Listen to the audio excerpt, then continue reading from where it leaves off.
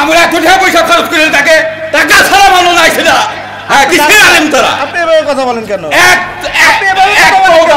আপনি এভাবে কথা বলেন কেন? ওইভাবে বলতে হবে, টাকা ছাড়া ভালো লাগছে না। এভাবে হয় না। সকালবেলা টাকা পাঠান লাগছে। দাঁতকে দিছে, আপনি দিতে পারেন না। কথা কবো আস্তে মাইক ছাড়া। পাও দেখতে দিব না, যদি এখানে জখম করে ভালো লাগে এইবার ভালো লাগে পুরো এক পাও দেখতে দিব না।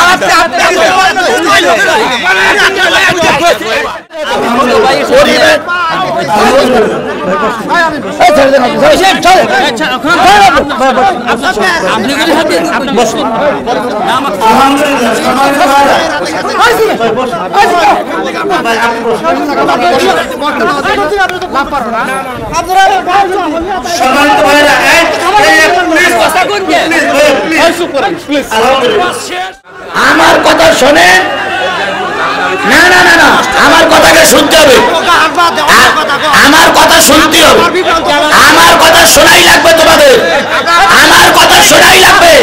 তোমরা গরু হিসেবে আমার কিনে নিয়ে শুনি না ভাই, না বলতে দেন, আমার বলতে দেন, আমার বলতে দেন। এই যে রৌফ ভাই বলিছে না টাকা ছাড়া ভোট আসেনি, এটা বক্তাদের একটা দুর্নাম, এটা বক্তাদের দুর্নাম। আমি টাকা নিয়ে আসিনি, কথা ভুল কথা। কারো নাম না, এগুলো এগুলো কি?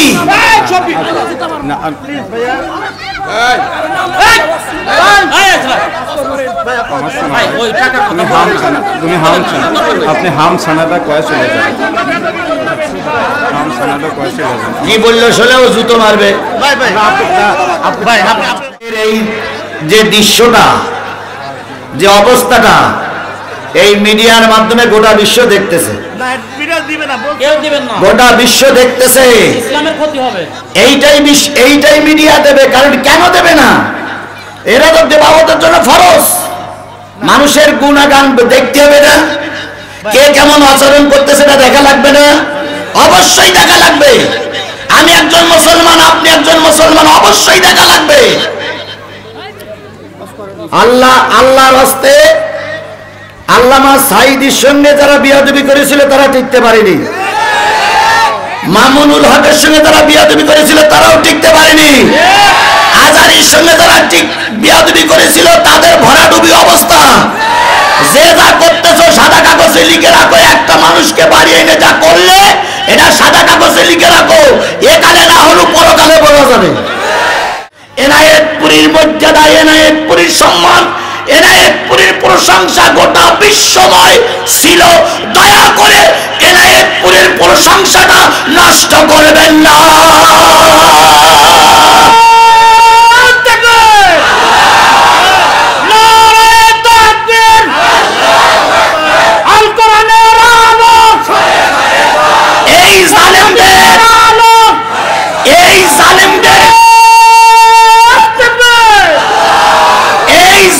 সরকারকে সরানোর জন্য বাংলাদেশের সবচেয়ে বেশি ভূমিকা যাদের ছিল তারা হলো এনায়েতপুরীর লোক।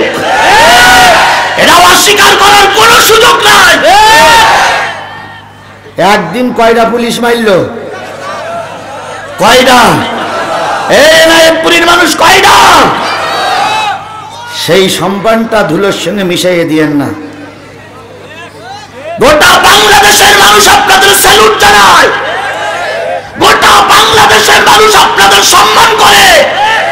আপনারা যদি 12-14টা পুলিশ একদিনে না মারতেন, পুলিশ ময়দান ছেড়ে দিত না। সুতরাং এটা শহীদের রক্তের এলাকা, যেখানে শহীদের রক্ত পড়ে সেখানে দিন কায়েমের উর্বর ভূমি তৈরি হয়। যেখানে শহীদের রক্ত পড়েছে সেখানে আর যাই হোক কোরআনের সঙ্গে বিয়াদবি করা লোক টিকতে পারে না। এনায়েতপুরীর সম্মানটা নষ্ট করেন না ভাই। কালকে যখন মানুষ জানবে যে এনায়েতপুরীর লোক এই সেই, তখন ওরাই আবার বলবে এনায়েতপুরীর লোক এত ভালো এমন একটা কাজ করলো। সুতরাং এটা সম্মানিত থানা, এটা মর্যাদাশীল থানা। মর্যাদা ধরে রাখাটা খুব কষ্টের। কথায় বলে স্বাধীনতা অর্জন করা সহজ, স্বাধীনতা ধরে রাখা খুবই কঠিন। ছাত্রদের আন্দোলনের মুখে স্বাধীনতা এসেছে, এই স্বাধীনতা আমরা আর ক্ষুণ্ণ হতে দেব না। কথা বলেন ঠিক না ঠিক? যেটা হয়ে গেছে গেছে, আমরা আপনারা সবাই মিলে আল্লাহর কাছে মাফ চাবো। যাদের ত্রুটির জন্য হয়েছে তাদেরকে আল্লাহ মাফ করুক, সেই সাথে আমাদেরকে আল্লাহ মাফ করুক। আল্লাহ আমাদের সবাইকে ধৈর্যের সঙ্গে সবকিছু মোকাবেলা করার তৌফিক দান করুক। আমরা যদি আমাদের ব্যাপারটা না বুঝিয়ে কে বুঝবে? যেখানে ভারত আমাদের দেশটা দখল করার জন্য চেষ্টা করছে, যেখানে তৎকালীন সরকার বাইরে দিয়ে ষড়যন্ত্র করছে, যেখানে ইহুদি খ্রিস্টানরা আমাদের দেশটাকে নিয়ে নেওয়ার জন্য তৎপর হয়ে লেগেছে, সেই সময় যদি টুপিওয়ালাদের সঙ্গে টুপিওয়ালাদের খারাপ আচরণ হয়, ইহুদিরা হাসবে, খ্রিস্টানরা হাসবে।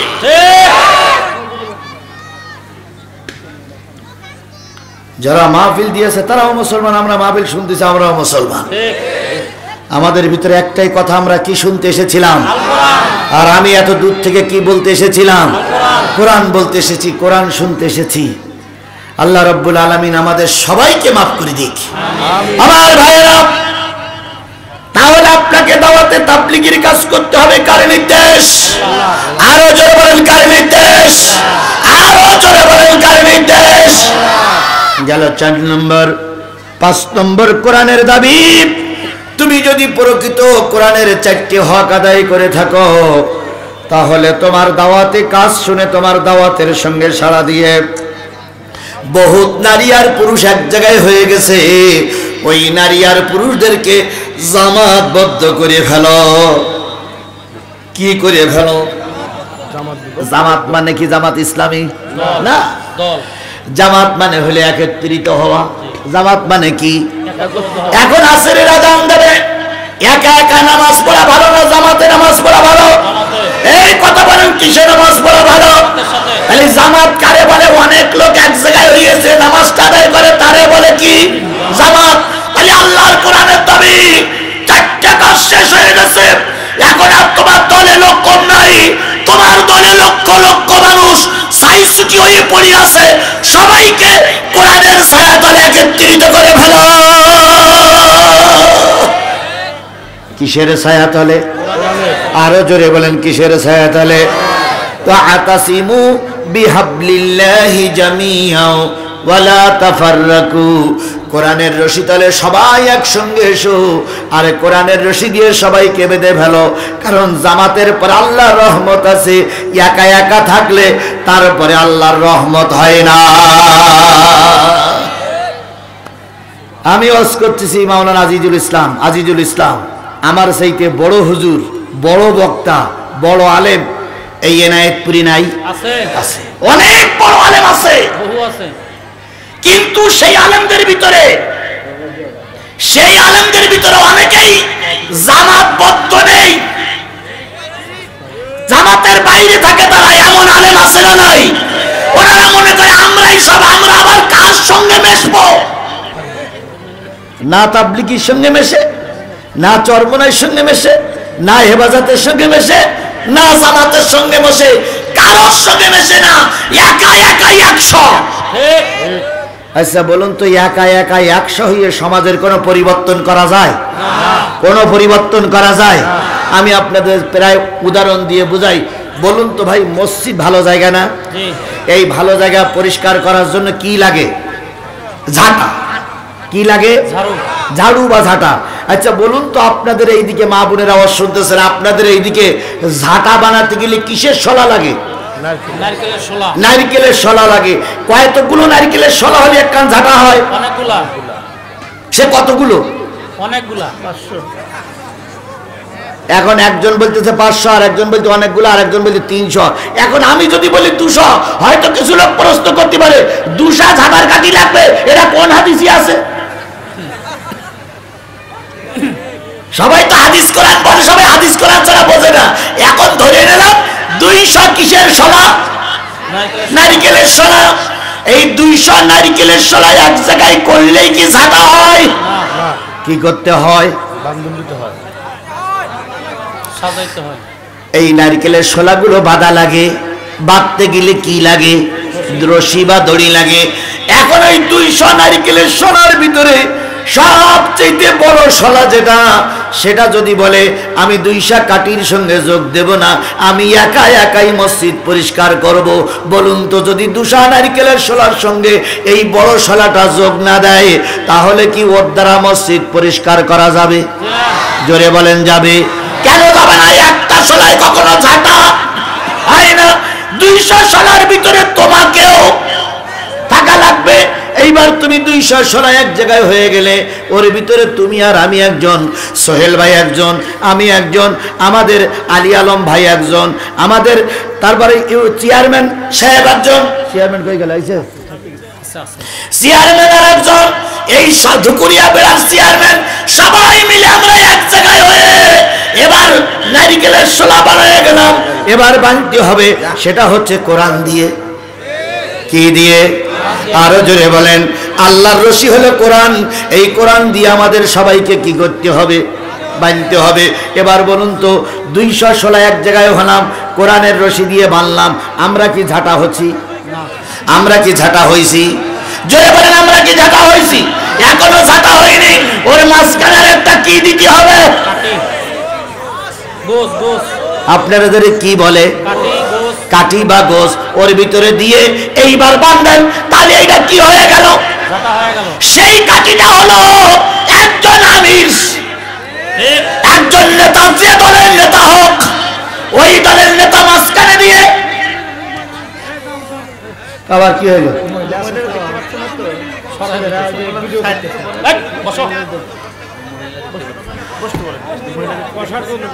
মহিলাদের দেখা লাগবে না, বসো না তোমরা। ওই দলে আমিরকে মাঝখানে দিয়ে যতগুলো শলা আছে সব শলাগুলো এক জায়গায় করে কিসের রশি দিয়ে বাঁধতে হবে? আরো জোরে বলেন, কিসের রশি দিয়ে বাঁধতে হবে? এবার হয়ে গেছেন আপনি জামাত। কথা কি বুঝাইতে পেরেছি? এইবার এই জামাত নামক ঝাঁটা দিয়ে, একটু উদাহরণটা মনে হয় শক্ত হয়ে যাচ্ছে। জামাতের সঙ্গে ঝাঁটার কথা বলে জামাত আলোরা রাগ করবে না ভাই? এই জামাত নামক ঝাঁটা দিয়ে যদি চকিদারের হাতে ঝাঁটাখানে তুলে দেওয়া হয়, আর যদি বলা হয় ইউনিয়ন পরিষদ পরিষ্কার করো, পরিষ্কার করা যাবে না? যাবে না। যদি খাদেমের হাতে ঝাঁটা তুলে দিয়ে বলা হয় মসজিদটা পরিষ্কার করো, বলুন তো মসজিদ পরিষ্কার করা যাবে কি যাবে না? জান্নাতি ঠিকানা ইসলামিক চ্যানেল, বেলকুচি, সিরাজগঞ্জ। আপনার প্রিয় বক্তার মহাগ্রন্থ আল কুরআনের আলোচনা শুনুন।